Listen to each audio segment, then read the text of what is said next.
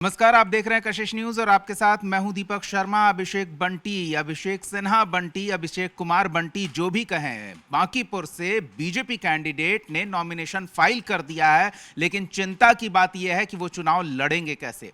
जी हां, गंभीर विषय है। अमूमन एक विधानसभा सीट में चुनाव के दौरान प्रत्याशी को करोड़ों में खर्च करना पड़ता है। निर्वाचन आयोग ने तो निर्धारित कर रखा है कि 40 लाख तक राशि आप खर्च कर सकते हैं। लेकिन चिंता की बात यह है कि अभिषेक बंटी के पास इतनी कुल संपत्ति नहीं है जितना निर्वाचन आयोग ने अपर लिमिट रखा है चुनाव लड़ने में खर्च का। जी हां, खर्च करना है अधिक से अधिक 40 लाख रुपए। लेकिन अभिषेक कुमार बंटी के पास इतनी कुल संपत्ति नहीं है। हम उनकी संपत्ति के बारे में बताएंगे, उनके पूरे बैकग्राउंड का खुलासा इस वीडियो में करेंगे। बने रहिए हमारे साथ। पहले बड़ी बात यह है कि अभिषेक कुमार बंटी बीजेपी का वो कार्यकर्ता जिसे बांकीपुर से मैदान में उतारा गया है। अविश्वसनीय बीजेपी का यह निर्णय। नितिन नवीन जैसे हाई प्रोफाइल विधायक बीजेपी के रह चुके हैं, जो अब पार्टी के बिग बॉस हैं, उनकी जगह पर उनकी छवि बनकर उनके समर्थकों के बीच जाकर उनसे वोट लेना एक आसान काम नहीं है। लेकिन बीजेपी ने भरोसा जताया। बीजेपी के ऐलान के बाद सार्वजनिक मंच पर अभिषेक बंटी नजर आए। बीजेपी और जेडीयू के तमाम दिग्गज नेताओं के कार्यक्रम में वो मंच पर नजर आए, उनका सम्मान हुआ। उसके बाद फिर पूर्व मुख्यमंत्री नीतीश कुमार से मिलने पहुंचे, जहां उनका सम्मान हुआ। एक तरह से जेडीयू का समर्थन उन्हें प्राप्त हुआ। फिर सम्राट चौधरी से वो मिले, वहां उनका सम्मान हुआ, उनका अभिवादन हुआ, अभिनंदन हुआ। और सम्राट चौधरी ने कहा कि बीजेपी का एक कर्मठ कार्यकर्ता, इससे बेहतर बांकीपुर की जनता के लिए बतौर जनप्रतिनिधि कोई दूसरा नहीं हो सकता नितिन नवीन के दिल्ली चले जाने के बाद। तो अब कितनी हाई प्रोफाइल सीट है और बंटी के समर्थन में कितने लोग हैं, ये तो स्पष्ट हो चुका है। साझा गठबंधन के वो इकलौते प्रत्याशी हैं, तो गठबंधन के हर दल का जो भी सिंपैथाइजर होगा, जो भी समर्थक होगा, उसका वोट अभिषेक बंटी को मिलेगा। लेकिन चुनाव लड़ना कोई बच्चों का खेल नहीं होता है। विरोधी खेमा पूरा दमखम लगाता है। आरजेडी जैसे मंझे हुए सियासी खिलाड़ी रेखा गुप्ता मैदान में हैं।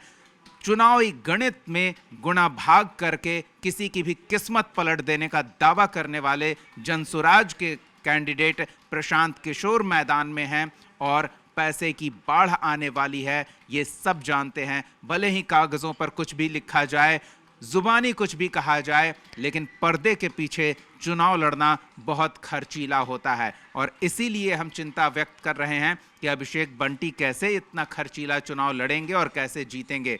उन्होंने जो एफिडेविट दाखिल किया है, उसमें अपनी कुल संपत्ति उन्होंने क्या बताई है वो हम आपको बता देते हैं। अमूमन वो एक सोने की चेन और सोने की अंगूठी पहनते हैं, वो भी मामूली।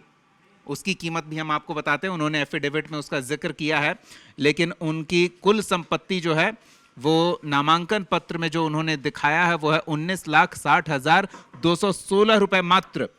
और उनकी पत्नी अमृता कृष्ण के पास 9,92,476 रुपए मात्र हैं। ये कुल उनकी संपत्ति का मूल्यांकन है।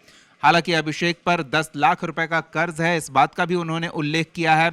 उनके पास 70,000 रुपए कैश है। बांकीपुर सीट जो बीजेपी के राष्ट्रीय अध्यक्ष नितिन नवीन के इस्तीफे के बाद खाली हुई है, वहां वो मैदान में हैं।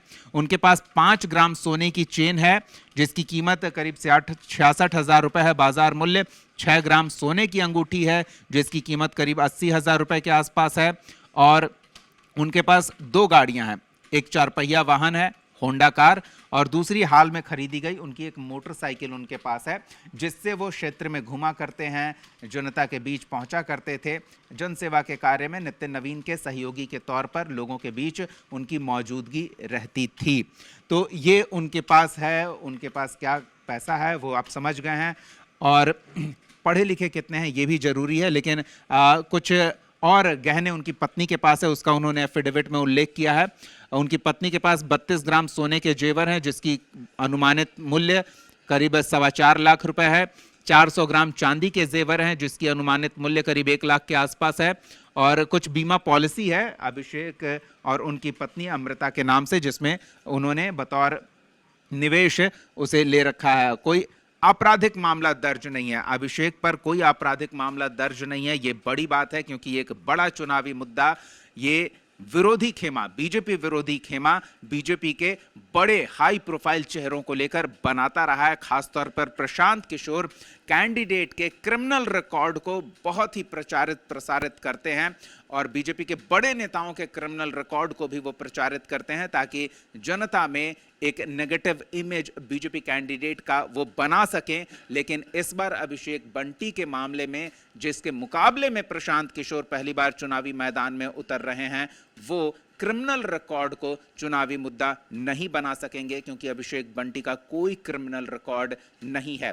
शिक्षा की बात है, वो एक मुद्दा प्रशांत किशोर बना सकते हैं क्योंकि वो खुद उच्च शिक्षा प्राप्त कैंडिडेट हैं।